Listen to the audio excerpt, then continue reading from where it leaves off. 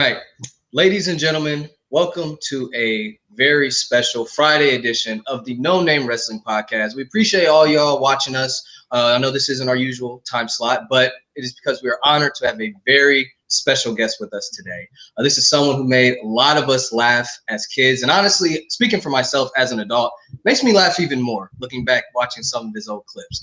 He is a legendary Intercontinental Champion. I say he's better than Golden Dust. I say he's better than Rodney the Piper. I say he's better than the Hunky Tonky Man. And while John Cena and the Manimal Batista are in Hollywood making these big movies, this guy was in a movie with Larry the Cable Guy. And his daughter is a light. She is a light and an inspiration to the WWE universe, unlike the son of that deadbeat Rey Mysterio. Ladies and gentlemen, please welcome the master of the Cobra, Mr. Santino Marella. Oh, sir. Very nice. Yeah, well done. Thank you. Thank you. That's a good intro, man. We have to let's start paying you for those, bro. Hey, man, that was great. I'll send you my rates. No, that was phenomenal. No AJ. So, ladies and gentlemen, we usually go live on Sundays, but today's a special occasion. So this is going to be the last pod that we do of the year for the No Name Wrestling Podcast. We figured we ended off in a good way with Santino taking his time to come through. So we appreciate you for coming through, man. To start off with the first question to dive into the interview, just a simple question, just maybe because people may not know. How did you fall into professional wrestling? Is it something that you always grew up in wanting to do? Is it something because some people may not be wrestling fans, it just happens to fall into their lap? How did you fall into it, and what was the process of the process of getting into it and the training?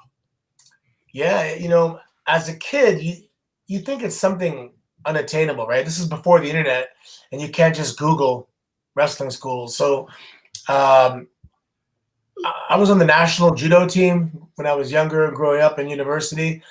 And because of my grappling and judo, I also wrestled in university. And one of the guys who is, to this day is, a great friend of mine.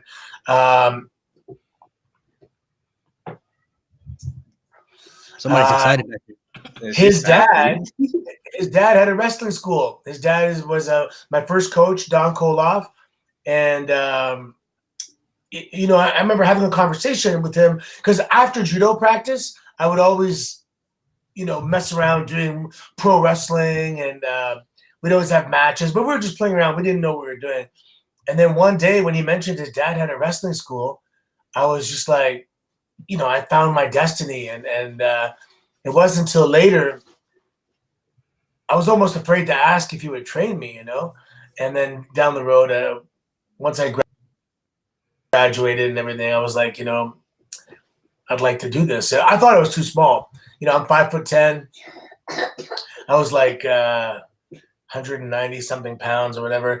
And I saw a picture of Owen Hart on the wall because we used to go to the gym had two purposes. One, it was a professional wrestling school, but it was also an MMA side. So, one of my buddies was a super high level Sambo wrestler from Bulgaria. We had amateur wrestlers, we had judo guys, and we'd go and we just teach each other techniques and play around. And it was kind of like MMA, really back then, before it really blew up.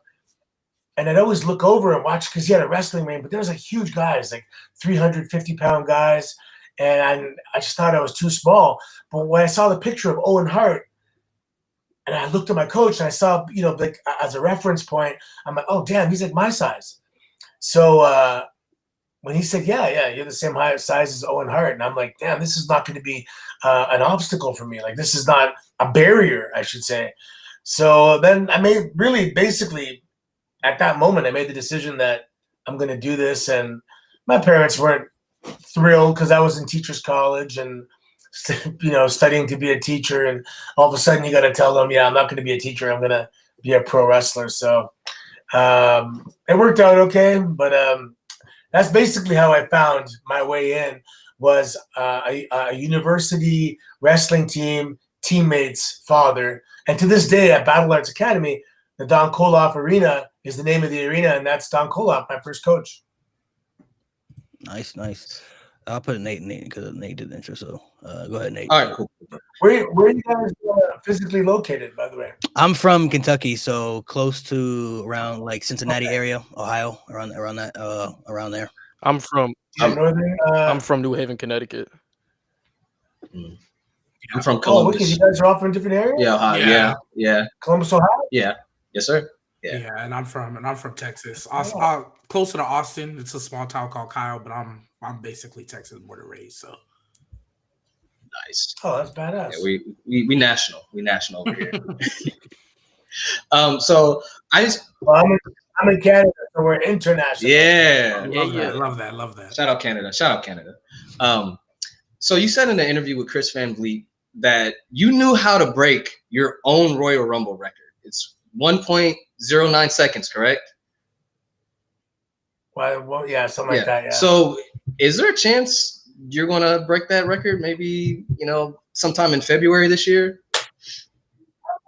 Well, they haven't called yet. I did. So my daughter, she had a little shoulder surgery that she's back in the ring from it, but she hasn't like re-debuted yet. So I was pitching. I'm like, I don't think it's ever been done, father-daughter at the same Rumble. So it'd be really good for her to return to the programming. And I'm down to show up and just get that experience. Royal Rumble's my favorite pay-per-view of the year. Yeah. It's like every 2 or 3 minutes, it's like opening a present on Christmas morning. Who's it going to be? What's it going to be? It's my favorite. I like it better than me. Yeah, I've been waiting on your present for past 5 years. I've been waiting, man. Well, speaking of the Royal Rumble, it's obvious probably the second biggest event of the year behind WrestleMania. I do want to talk about not you breaking your own record, but the moment where you were so close to winning, you were right there, right? Was there genuine discussions like, hey, we're really thinking about giving him the Rumble win? How did that spot come about? Because I remember the crowd going crazy. I was hyped. I'm still an advocate that you should have won, right? So I really want to know, how did that moment come about, where you were this close to winning that Royal Rumble? Yeah, I mean, we had some good traction at the time. People were really behind Santino, and I think it was just kind of used as a vehicle to get Del Rio some more heat, maybe. I didn't know till the day of. We had the pre-Rumble meeting, and then kind of when they go through the Rumble, I don't know if it's the last 4 or the last 6. They kind of get everybody out of the room, and the last 4 or 6 guys stay privately and go over the finish. And I was one of those guys, and I was like, oh man, I'm going to be here near the end. And I didn't realize it was going to be the last elimination. But yeah, we tricked everybody, man. That's even my own brother thought, by the way I was reacting and selling, he was like, oh my God, he's going to win it. And it's cool because when I go to let's say conventions or I meet people that are a little older, they tell me where they were at that moment. And they were like, yeah, we thought you were going to main event WrestleMania, and we were good with it. You kind of were right there knocking at the door at that time. And it made sense. It made sense. People genuinely thought, okay, I could see this. I'm okay with this. And then, it didn't quite happen, but just short. We always want to leave them wanting more. My question is similar to what G Baby asked. I if you don't mind, I'd like to bring you back to Elimination Chamber 2012, the Elimination Chamber match. It was you, it was Brian, it was Wade, it was Cody, it was Show, and it was Khali. You and Brian are the final 2, and you hit probably the best Cobra of your entire career on Brian. And I remember watching as a kid, the entire building was ready to unglue to see you as world heavyweight champion. The question is not necessarily were there discussions, but do you wish, because I'm a firm believer that I feel like you should have won and at least lost it in the next SmackDown back to Brian just to give you that moment. So is there any part of you that wish you would have won that Elimination Chamber? Because you were incredibly hot in 2012. Yeah, it was interesting. I think Randy actually I wasn't even in that Elimination Chamber, but Randy got hurt. And because I was getting, such a great reaction on Raw, They put me in last minute, and considering it was last minute to have that finish, I see all the memes sometimes, like people show like this, perfect clean world, like and it said like if Santino won the Elimination Chamber, like the world would be so much better right now, and or sometimes they'll like I'll see the question like what's one of the biggest mistakes WWE ever made, and people are like Santino not winning the Elimination Chamber, and so it was actually they even call it I was talking to Pete Dunne, and if they're putting together a match, they call it the Santino spot, where like this is the one that everyone's supposed to bite, everyone's supposed to believe this is it's like the ultimate false finish type thing, where there shouldn't be a doubt in anyone's mind that this is it, and then you pull the rug from underneath them again. And again, we left them wanting that little bit more. And the thing is, to indefinitely leave people wanting to see that moment, it kind of sets it up where it could still happen at any time, even as an old man. Crazy. Those were two crazy reactions. I want to ask you about the Santino thing. When they pitched that idea to you, what was your first initial thought? And then how did you feel about the process afterwards going into Mania? Because there was like a little story leading up to it. And then you really didn't know you were in the Battle Royal at first. At least I didn't when I first watched that Mania, because I watched that show live. And you didn't really know you were in there until like towards the end. And you were kind of like, wait a minute, there's something like off about this. There's somebody in there that you don't know about. And then you look and say, is that Santino? Like, he's in the match. So when they pitched the idea to you, what was the thought process behind it going into it? And then how did you feel about it afterwards? But it was supposed to be a one-off. Like I was because I was trying to show Beth that men are dominant and better athletes, and there was the whole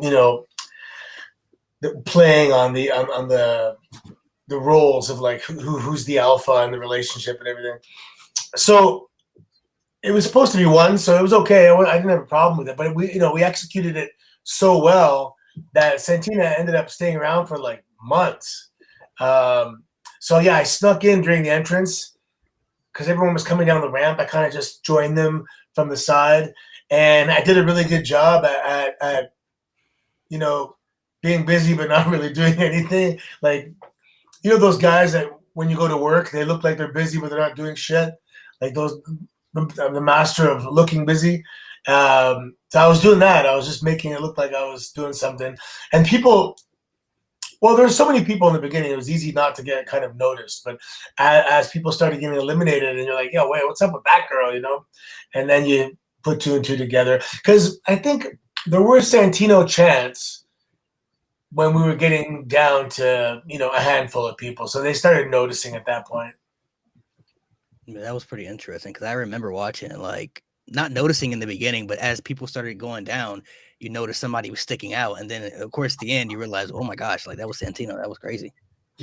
Yeah, the irony is, over those months, it ended up being some of my most fun or some work that I'm proud of, because it was like layers, like the Santino accent, a female accent, and doing all this stuff on top of each other. And then, the funny thing is, on TV, we never admitted that it was me playing my sister. We played it off like it was a real person right to the end until Donald Trump fired her. And then what we did was we locked the camera, and then Santino ran off and I ran on like a second later. In that second, I went and got ready and everything. It took like an hour to get ready. But to the viewer, it looked like 1 second. So y'all got me as a kid. I'm not gonna lie. Programming wise, we never admitted it. So yeah, that's why Santino came back to the Rumble in 2020. Actually. Yeah, I remember that. I remember that Rumble. Yeah, I was excited. That got a pop out of me. I was very excited to see that. That was awesome. Santino, oh god, they invited me to the Rumble, and I just found out it was going to be Santino. Like. Oh, I thought so they invited you, but you didn't. Oh, yeah. So they were like, "Nah, you're sent." Oh, well, I'm still waiting. I'm still waiting on that Santino. We'll see. We'll hope. this past, was it Tuesday or Wednesday, was Christmas, and every Christmas I watch Jingle All the Way. That is my favorite Christmas movie. You were in Jingle All the Way too. So how was that process like, getting casted and like being on set? And have you actually watched that movie back? Yeah, I watched it. I watched it. It was interesting because, I played a character and I was kind of over the top. And when I heard I got the movie, I thought I was like the main part in the movie. And then I found out I was going to be playing like the straight guy, the serious role, to Larry the Cable Guy's over the top role.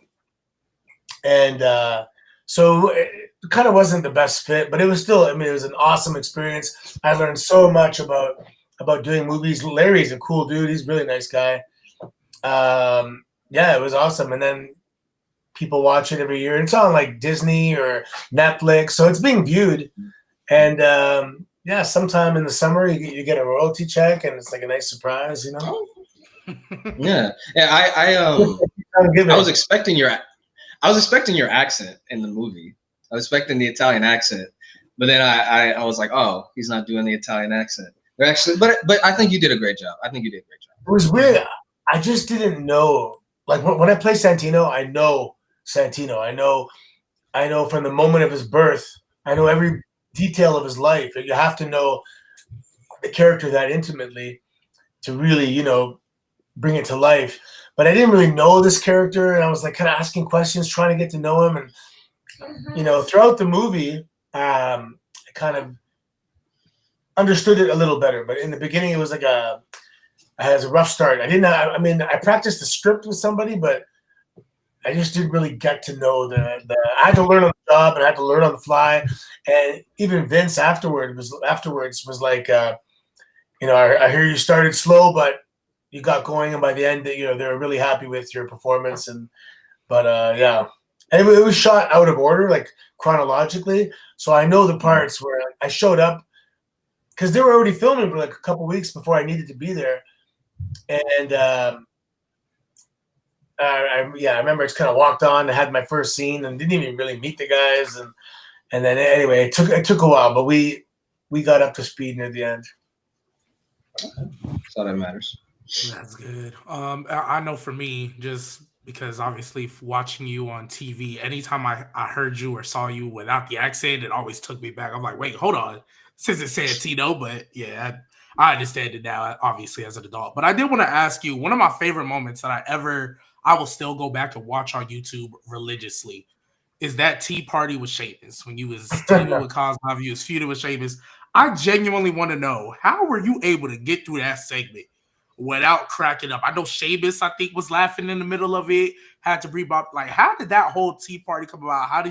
What was the reaction backstage? Because I don't know how you personally got through that whole segment without crying, laughing, because everybody in that crowd was dying at that segment. It's one of my favorite ones of all time. Yeah, it's interesting because the British wrestling fans really have a very how can you say, a very savvy take on comedy wrestling, because they had comedy wrestling for years with the World of Sport, where they even had smaller venues. You could actually hear so people could make verbal jokes. It wasn't just body language. They would actually say things and the audience could hear them. So it was the British audience that got the character Santino first. So it was a perfect place to do this. It was actually my longest segment I ever had on Raw. It was like 18 minutes, which, usually I was having like 5-minute matches, 6-minute matches, 7-minute matches if I was lucky. And that's including entrances and all this stuff. So, to have 18 minutes, and also the next day when you look at the analytics, it was like the #1 segment on Raw with regards to viewers and the ratings and everything. So it was a home run in every sense. And it ended up being, everyone remembers that thing. Like, it was, I don't want to say historic, but it's very well remembered. And it was fun. To me, that's an indication that giving you that amount of time, like at a peak prime segment on Raw, that's just they trust you, Yeah, absolutely.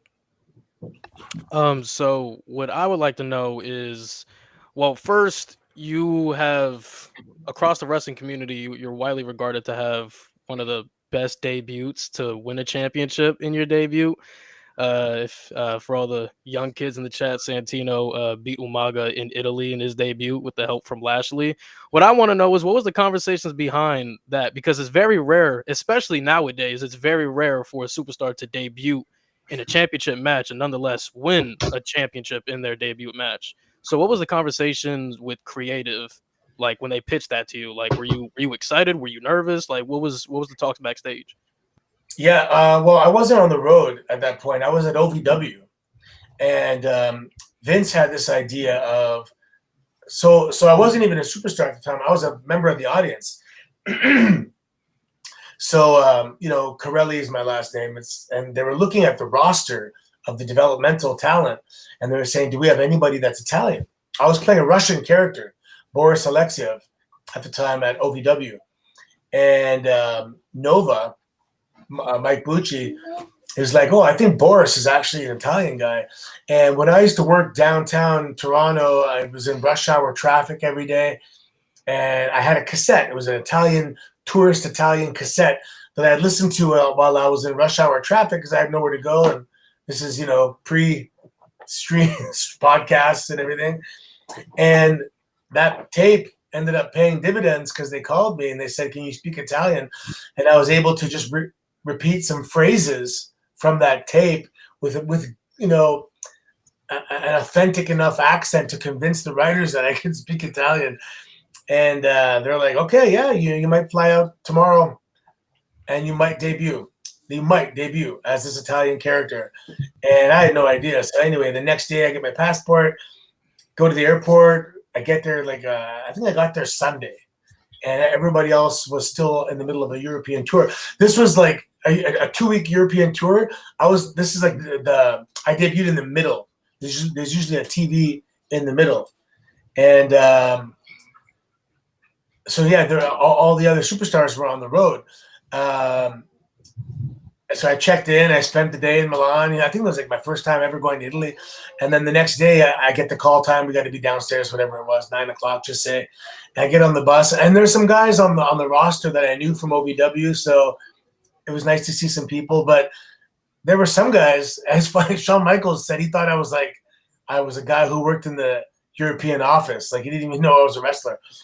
And so I get there. So I had met Arn Anderson before because he came down to OVW, and the agents would come and just watch the the developmental roster and see where they're at, who's getting better, who's going to be ready to debut or be called up.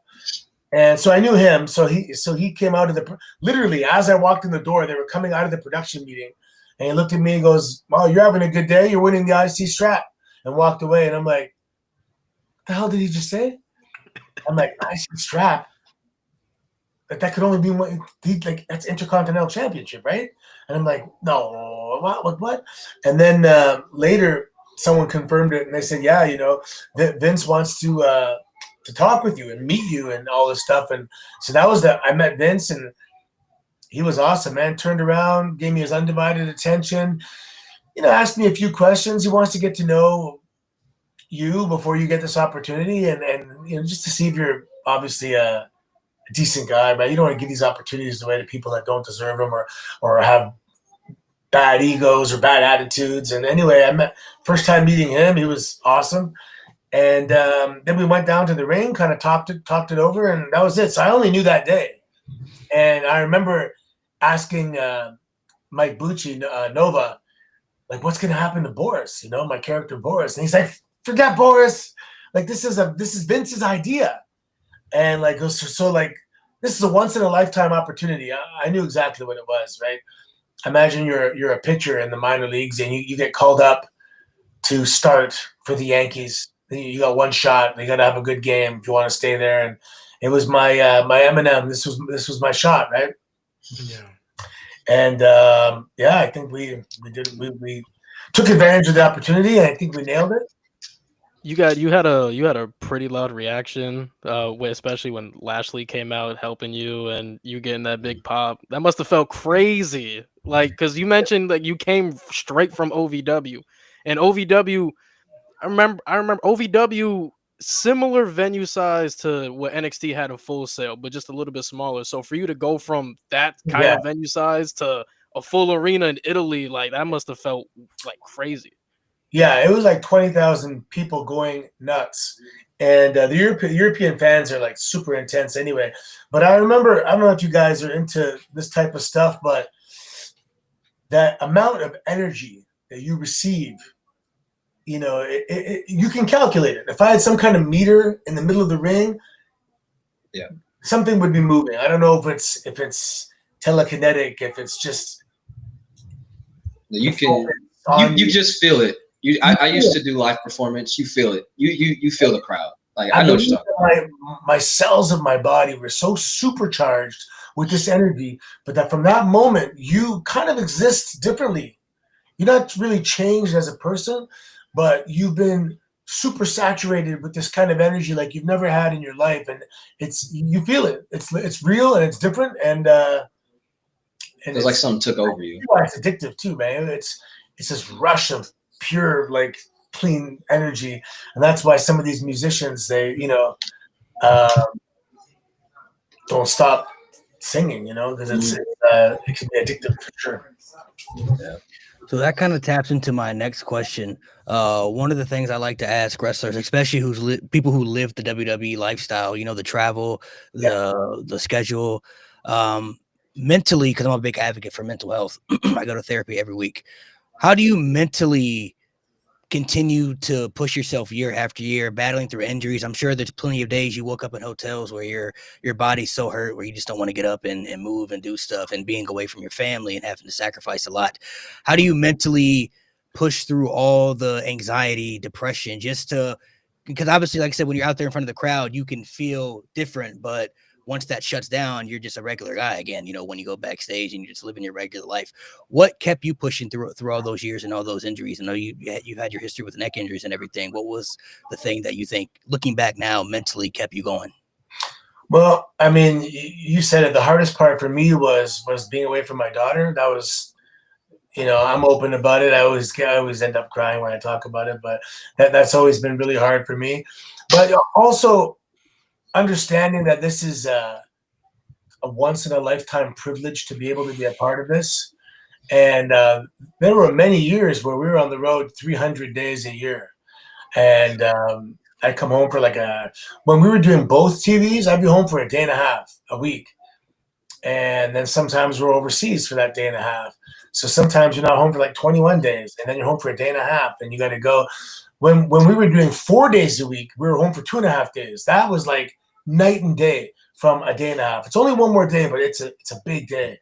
You get so much done. You can go visit, that next level of relatives. Like you only have time to see your daughter, your parents, maybe your grandmother, and then if you have an extra day, you can see your uncles and your cousins and some friends and stuff. Because you miss everything. You miss a lot. You miss. Simultaneously, you're having the greatest adventure ever. You're traveling the world. I love travel. I was a geography major too. I love learning things about different countries and cultures, and and you're hanging out with a good, cool bunch of guys and girls. Everyone's amazing. So it's weird. It's a really weird thing, and the psychology of it is you're in a little bit of pain because you miss your family, and you're working to provide them with a better standard of living, a better lifestyle. But the fact that they're also hurting because daddy's not home, but in doing so, you're having the greatest time of your life. It's a really interesting conundrum, let's say. Sounds like a complicated feeling. Complicated. You feel guilty because everyone misses you, but you're having the greatest time ever. And the physical part is it's interesting. So Arn Anderson told me, I love Arn Anderson, by the way. if you get to a town that you've never been to before, let's say it's Paris, and there's 5 things you could do, but you can only pick a couple. You can get a good night's sleep. You can go party. You can get a workout in, or you can go sightseeing. So you have to pick 2 of them, I should say, 2 out of the 4. And based on the city you're in, if you've been there before, you say, tonight I'm going to get a good night's sleep. I'm going to go sightseeing, and then I'm going to go right to the show. Or you go, you know what? I need to get my training in. I'm not going to go sightseeing. Or I want to get my training in and go sightseeing, so I'm not going to sleep, that kind of thing. So you have to pick and choose based on where you are. So often what you give up is sleep. So you're often tired. The hardest part of everything is the actual travel. And what I mean is it's sleeping in a seated position on a 8-hour flight, on a 4-hour bus ride. That's the hard part. You wake up, you slept like this for 6 hours, and all of a sudden you get up and like, oh my God. Yeah. And you've got to be really meticulous with your warm-ups. Sometimes you warm up for whatever. It depends how meticulous you are, an hour. Mm-hmm. Rob Van Dam will stretch for 2 hours for a 10-minute match. Randy Orton is meticulous with his warm-up. His shoulders, he's doing everything. It takes him hours to go out there for that little match. What you're seeing out there is literally the tip of the iceberg. There's so much more behind that little snippet, that 10-minute snippet on TV. Damn, I lost my train of thought. Yeah. So how do you keep pushing? I guess the fact that it's so much fun, the fact that it's,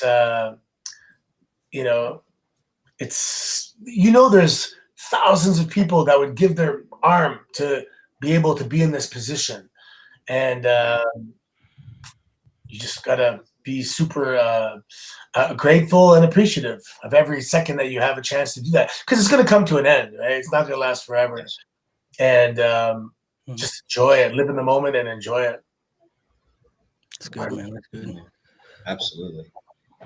I have narcolepsy, so sleeping wouldn't be an issue for me on the travel. I could just knock out like that, That wouldn't be too hard of an issue. But mentally pushing yourself is, you just always hear about the travel stories and how just you're never home. You're just never living throughout hotels, and then of course the injuries pile up onto it, and sometimes you even got to wrestle through the injuries too. Sometimes, I'm sure there's plenty of injuries that you may have had where you push through because maybe you were getting a certain opportunity that you're like, oh, if I go have the surgery, maybe I won't come back and get that spot. You know what I mean? Maybe I got to just find ways through it. So wrestling is like an enigma. There's nothing like it. The people who live that lifestyle I've always felt they were just so mentally stronger than any humans you could ever imagine, just based off the stories you hear and what you have to go through. So, yeah, I mean, I don't want to compare it to being locked up, but when you're done your career, sometimes it's kind of like coming home from doing a 10-year bid. It's like everyone's kids are older and you missed so much, and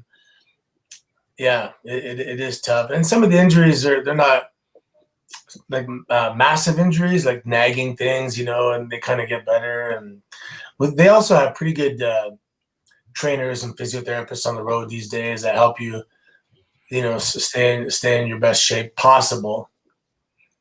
But yeah, it's tough. It's not for everybody, man. I hear stories about guys that are, actually there's that one guy. He's the Australian guy. He was in the movie where he gets stabbed by Brad Pitt.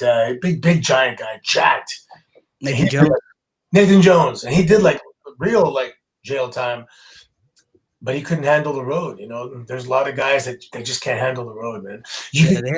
They had him in a feud with he was in a storyline with The Undertaker at one point. He was. Yeah, they had big plans for him. Big show, yeah. Super impressive physique. But you live out of a suitcase, man. You live out of a suitcase. And you become very good at living out of a suitcase.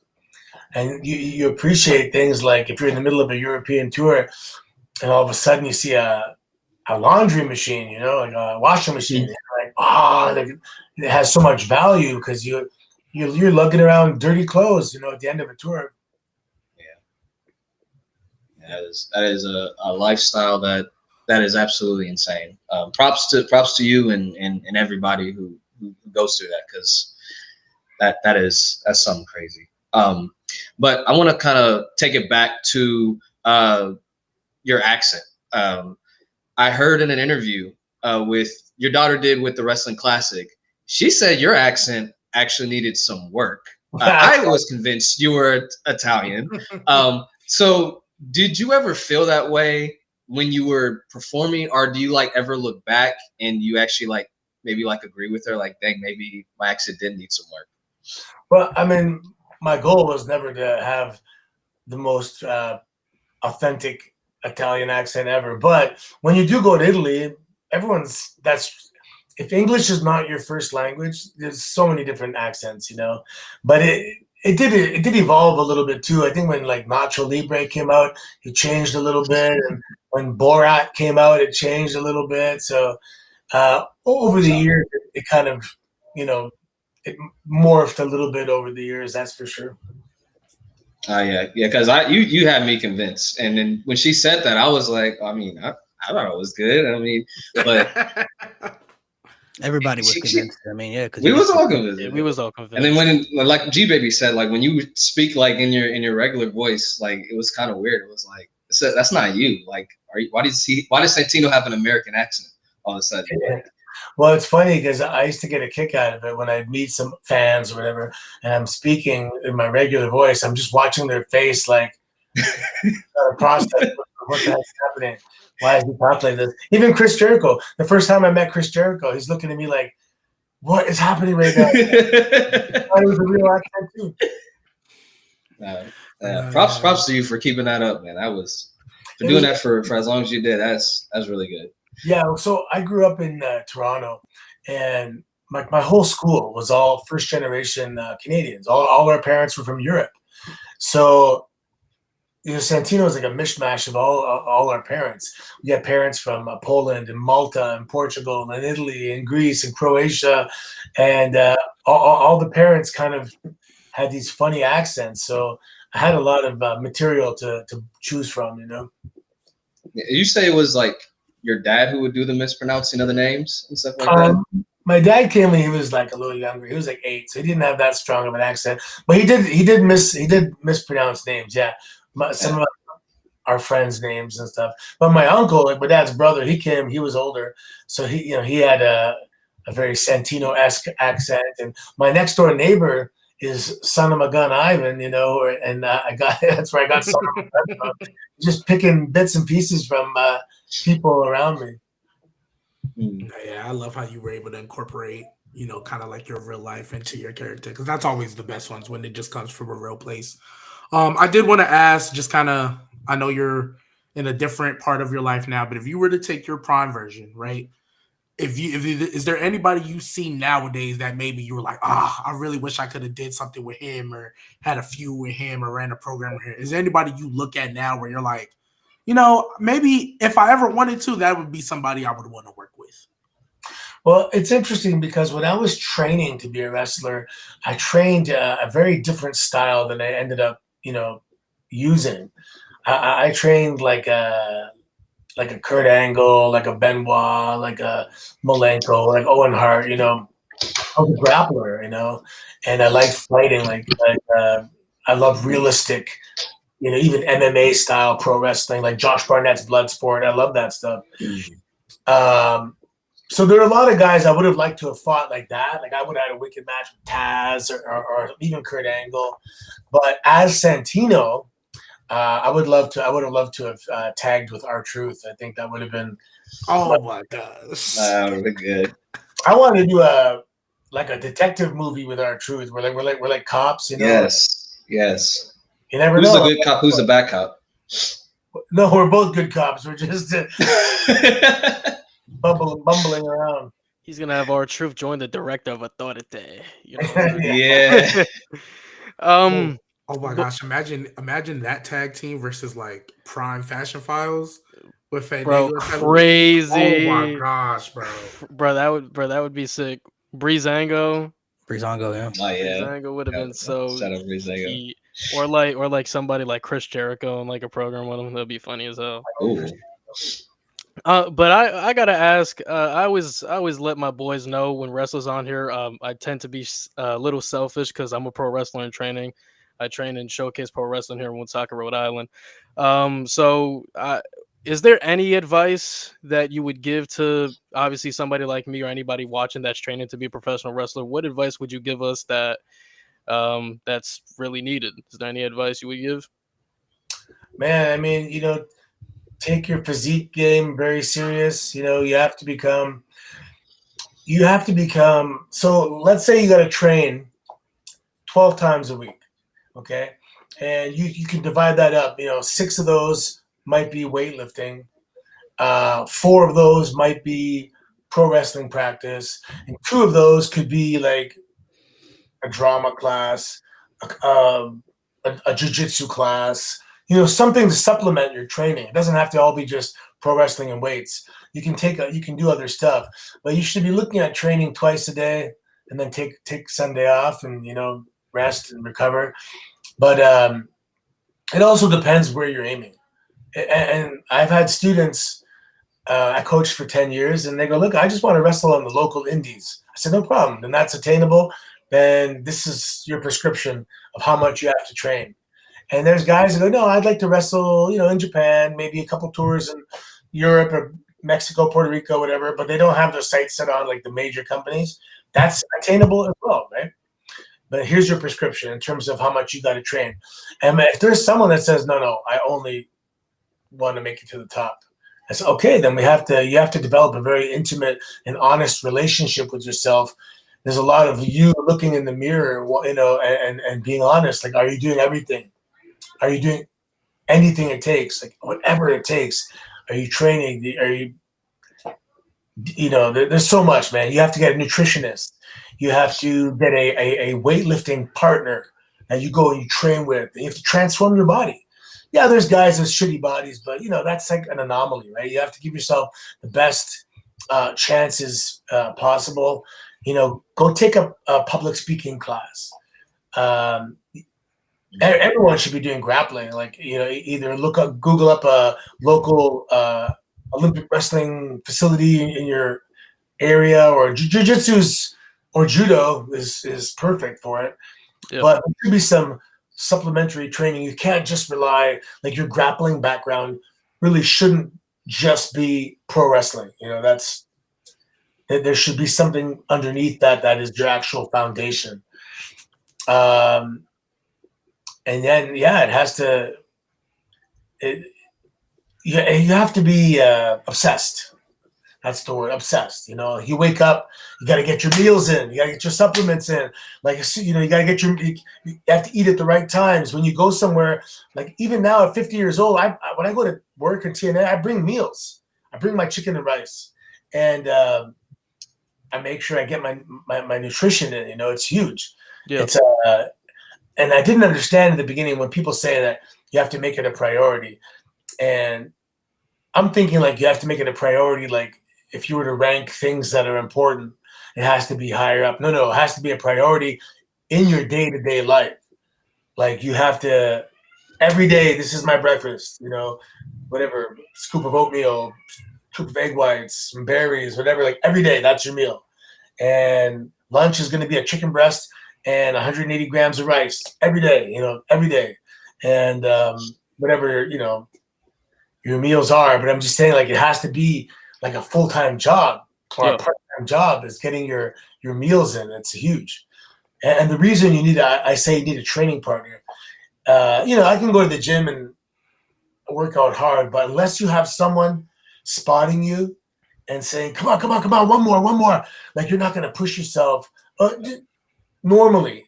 And you're going to get crushed. You're stuck under the bench press. You're squatting, you're going to get crushed. Yeah. But when you push yourself to that level, having someone there, that's when those changes occur in the body that get you looking like a pro, like a real pro, like this guy. And if I'm an employer, I want to see a guy that looks amazing, not just because that's the product I want to put out there, because there's a mindset that comes with someone that looks that good, that means this guy is professional. He's diligent. He's not playing fucking games. He's prioritizing. That's the kind of employee I want. A guy that is taking this shit serious, and you can present that, but just by how you look, And I have guys that I gave him advice. He went to a tryout and I think it was in Germany. And I said, go and buy 3 brand new outfits. Go to the mall. If you can afford it, right? If you can't afford it, that's a different story. If you can afford it, go to the mall, look at the mannequin and then a good store and say, I want that outfit. And then I want that outfit. And show up like that on day 1 of the fucking tryout. Like a pro, like a model, like a guy that go, man, look at this guy. This guy is stylish. You may have no style, but the mannequin has style. So just tell me, give me the clothes on the mannequin, you know what I mean? And all of a sudden you show up and they go, man, this guy is cool as shit. We want cool people. We want, little things like that. Like if you have a tryout, you make sure you get that super fresh fade the day before, the beard trimmed perfect the day before, and you got to show up like you are OCD, and like you're obsessed, and like you're meticulous, and you got to present that version of yourself. And it's a game, right? Triple H, time to play the game. This is the game. Part of the game he's talking about is how to present that and how to sway people and how to make them. You're in control of how they're going to perceive you. Yeah. Everything you're saying is what my coach Kenny Dykstra always tells us. Dykstra, your coach? Yeah, Kenny's my coach. Kenny's my coach. Just this past Raw, 2 of our guys were security for the Punk and Rollins brawl. Oh, nice. But everything that you're saying is I've heard a lot from Kenny. Even my coaches over there, like they notice every little thing. Like you mentioned the nutritionist. I actually did get a nutritionist, and they noticed like the little things. Like Kenny just randomly walked up to me like, "Oh, I've noticed that you slimmed down a lot since 2 months ago." I was like, "Oh, like it feels good." So you're not lying. Everybody, they pay attention to everything. Kenny was there when I was at OVW. He just got called up to the Spirit Squad kind of shortly after I got there, but he was like 18 back then. Yeah, he was super young. He was 18, 19. Yeah, he was. Wait, I was 30. So he's like 38 right now? About 37, 38, yeah. He's still in his prime. I don't understand. The crazy thing is, right now, Ken Dykstra is probably the best wrestler that works for the company. But he's not even wrestling. Same with some of the other agents anywhere are just they're young guys and they can still go. It's mind blowing. Like someone like that is not in the ring, but like somebody like Billy Kidman has been a producer for years, and if Nick Aldis took off his shirt, you guys would lose your mind. He has the best physique in wrestling. He's crazy. I'm still waiting for that. God. I'm still waiting for that Aldis return. We've talked about that before. We've been grilling. But I appreciate the advice, thank you, because I've heard Kenny talk about it like a lot. Like he goes over the little details with us. Like he always tells us that taking bumps like isn't the only thing to like make a crowd pop, and we do like a lot of tag team drills since he was with Spirit Squad and he worked a lot with DX, especially in live events and stuff. Yeah. So we go over tons of tag team drills, and during the drills we'd probably take like max like 2 bumps. Because he's teaching us kind of like the television way per se on how to do everything. So, but I appreciate the advice. I was writing stuff down. So going into, I want to talk about WrestleMania 24 because you did a little program that had Snoop Dogg involved in it. Yeah. Do you have any stories that you could tell just from memories of that night? Because not everybody gets a chance to work with a celebrity like Snoop Dogg of that stature. I mean, he came in, did a little stuff. What was that whole experience like just for you? So it was my first WrestleMania. And I'm doing something with Snoop, so I get there and walking around, and it's a different atmosphere. Like the catering's a little extra nice, and everyone's in a great mood. And back then, before the network, if you're on the show, it was a big part of your payday. You got paid specifically for your WrestleMania appearance. So everyone's happy. And they go, yeah, can you please go to Snoop Dogg's bus and just, talk briefly about what you're going to be doing later. And as I walked on the bus, I was greeted with a blunt. And I was like, okay, it's Snoop Dogg, right? You're not going to say no. And so anyway, I smoked with him. I don't know what kind of weed he has, but I was in the best mood ever. I was walking around. It's very euphoric, uplifting weed, and I just had a permanent smile on my face all day. I went right to catering. I was eating like filet. You said it was euphoric. Oh my God, Snoop hooked this man up. Snoop got the good weed, man. So I mean, This is why you don't say no to Snoop. He said the weed was euphoric. He said it was euphoric. He got a smile on his face. That's why no one says no. And working with Snoop, he is a true pro. And like, we did something, and they go, "Oh, that's good." And he's like, "Are you sure? We can do it again." Like, he wanted to make sure that they were completely happy, and he was willing to do it over and over again until it was perfect. And I'm like, man, this guy's a megastar. Like, he can very easily just bang one out, and they go good enough and get on with it. But he really wanted to deliver exactly what they wanted, and I was very impressed with his work ethic. And he clotheslined the hell out of me too. It was very. Because they told him, don't worry about work, and they just lay it in. I'm like, okay. But he's like 6'5", right? He was a hard clothesline. I definitely remember that. Oh, you go, G.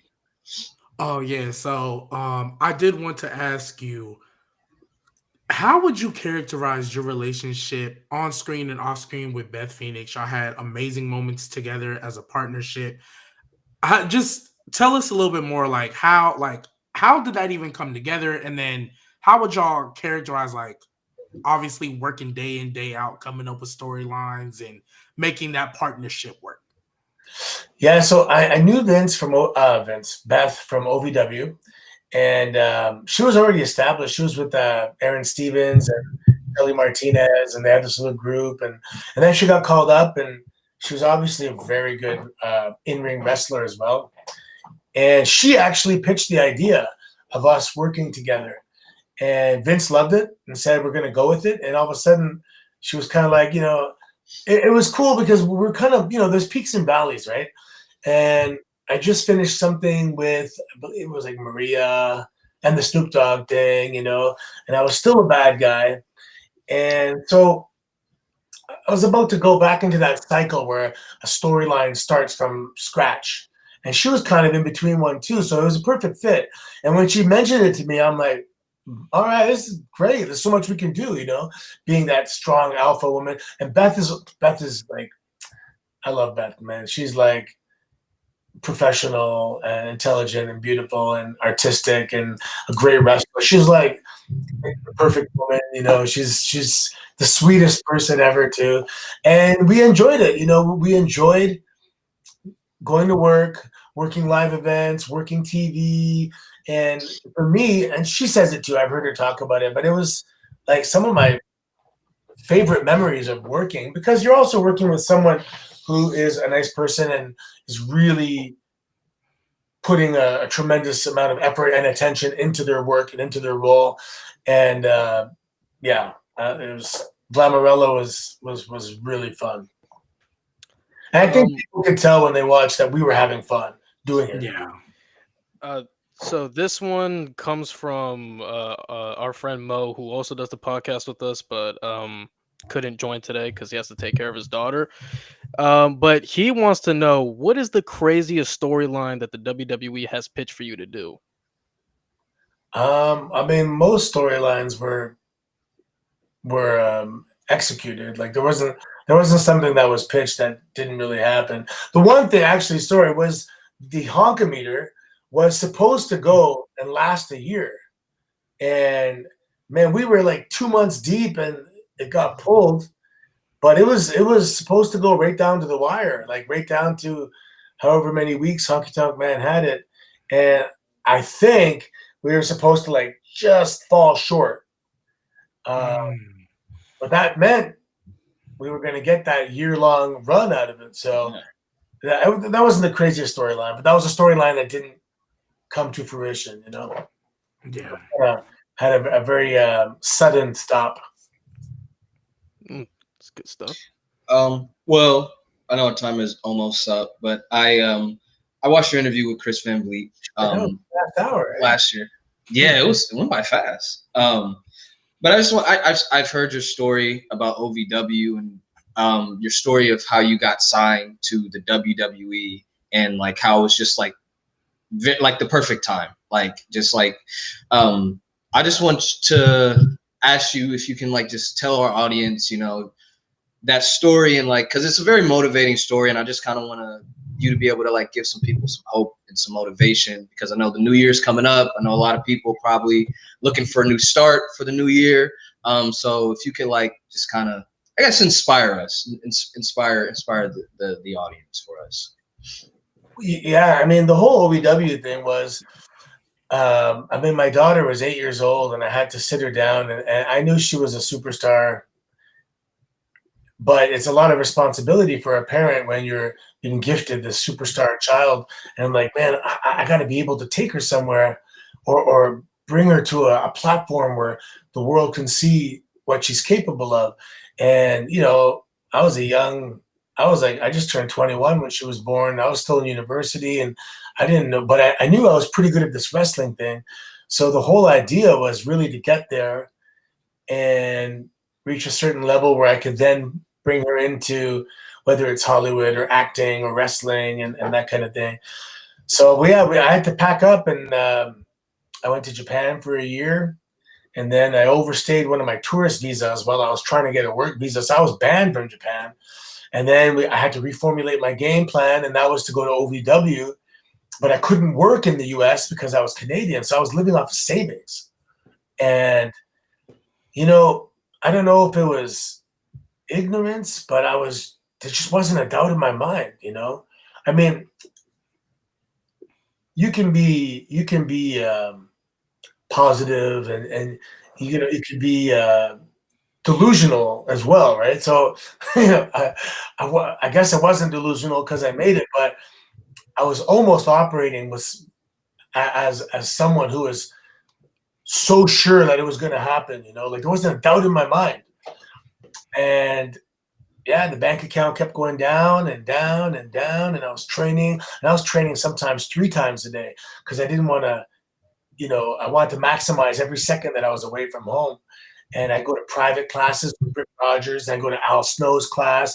Then I go to LAC, Louisville Athletic Club, and train. And I was just training like I was obsessed, And then I got to TV because Paul Heyman, he stayed and he watched one of my classes when I was in the intermediate class. So OVW there was 3 levels, beginners, intermediate, and advanced. And the advanced class was not only a class in a school, it was also where the developmental talent was trained.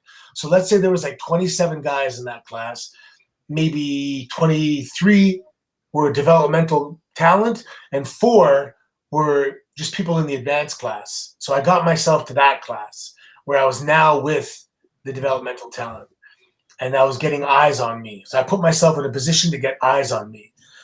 And then I debuted on OVW TV, but I was like the only uncontracted guy on OVW TV, non-contracted guy.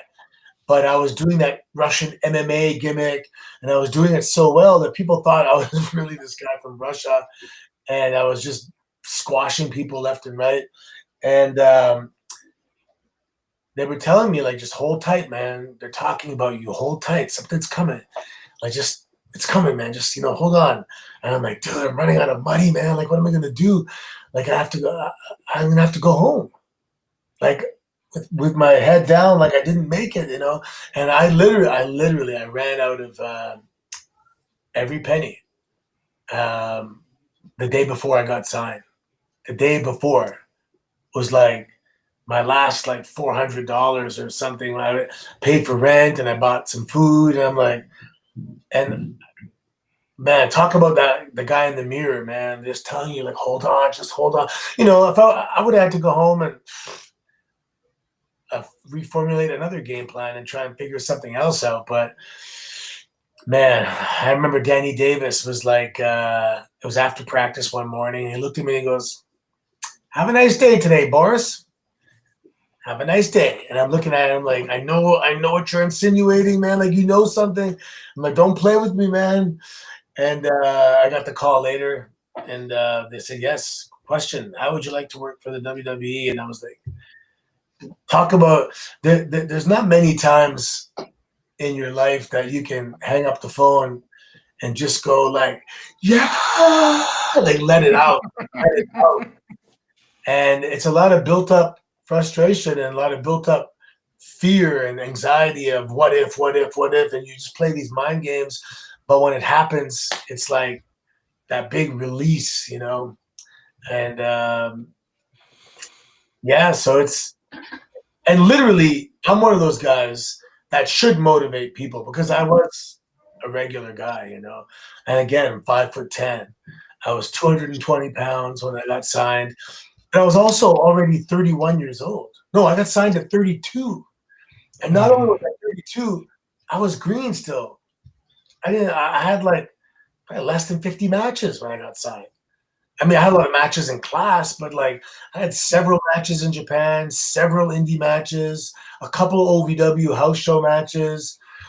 And then, but I trained with Rip Rogers, you know, so he really, really prepared me. Like, yeah, I was confident when I had the opportunity to debut because of the training I received from Rip Rogers. You know, I knew the basics. I had a very good nucleus of professional wrestling training from Rip Rogers. And then I had to learn on the fly, you know. Then I had to fake it till you make it type thing. And then, you know, a few years in and a few hundred matches in and 600, 700, 800 matches in, you're starting to get it. And, you know, down the road, I probably had a couple thousand matches. But by the end, I was like a master, you know. So I should be an inspiration to people because I defied the odds, size-wise, age-wise, financially, shape, and I was, you know, athletic enough to pull it off. But there's something. It's the intangible it factor. Everything I did, like everyone thought my accent was real. When I was Boris, they thought that was real too. And there's just something about bringing it to life in a way that people can just believe. You know, and when you believe, you get into it. You know, like it's like watching a horror movie. If you see the camera come in or the microphone, it takes you out of it. You know, but if you allow yourself to believe and get into it, it's that's when you get you get afraid and you get scared and you're just drawn in and so you have to find a way to be super believable because they want to believe. That's why they're there. They want to be entertained. Yeah. Well, we appreciate you, man, for taking your time to come on the show. The hour is up, so we want to let you go, and I'm sure you got things to do. To end it off with one last question, though, I want to ask you, theme songs I think are pretty big in wrestling, right? If you could switch out your theme song with any theme song in history, what theme song would you pick? Santino could have another theme song besides yours. Which one would it be? Oh, man. A good theme song is one that is immediately identifiable, you know? And I think my song my WWE song anyway was pretty identifiable. My song at TNA, they're just starting to recognize it now. It doesn't have the real pop, but I'm trying to think. Oh man, There's a lot of good themes out there, you know. A lot of good songs. Like, oh, you know what's good? It was remember Edges when it goes, "Do you think you know?" People are going, "Yup." That's a good song to do that. Or even Punk has the and everyone. Yup. Yeah, I love that song. Before you go, can we get a John Chana? If you talk to John Chana, tell him what is wrong. Love it, man. That was amazing. I appreciate you for coming on. Is there anything that you want to plug in? If I don't know if you do any stuff that you want to plug in yourself. Watch TNA. You know, I think this is going to be a massive year for TNA. We are, as WWE programming moves to Netflix, I believe TNA is going to hopefully take what we just did in Canada. We just took over. We went on the huge channel in Canada, Sportsnet 360. So now everyone, it's in everybody's home. And if we can get on USA Network, I think you guys will just love what we got going on over there. It's amazing. If you don't watch it, you know, you'll love it if you watch it. Those that already do, they know what I'm talking about. Oh yeah, TNA is stuff, man. Well, Moose is TNA advocate. Me and Lewis are really big on Moose, man. He's one of our favorites. So Who? Moose. Moose. Dude, Dude, Moose been one of my favorites since. Stud athlete, like the guy's mind blowing. All right. Well, thank you for coming on, man. Appreciate you. Make sure you guys go check out Santino. Thank you for coming on. Like I said, for the people who may be tuning in late, this will be the last episode of the year for us. We usually go live on Sundays, but we wanted to fit the Santino interview in for the pod this month. So we'll end it off here with the big bang, and we'll be back next year. We're gonna have some more interviews coming, some more things planned for you guys. So appreciate the support. Without you guys, we wouldn't be able to make these type of connections and interviews happen. So Santino, thank you for coming on again. It was a pleasure. We'd love to have you back sometime if you're ever interested, man. My pleasure, guys. Thank you for having me on. This was a lot of fun. Of course. Thank you, sir. Thank you. Make sure you guys subscribe. Yeah, subscribe to the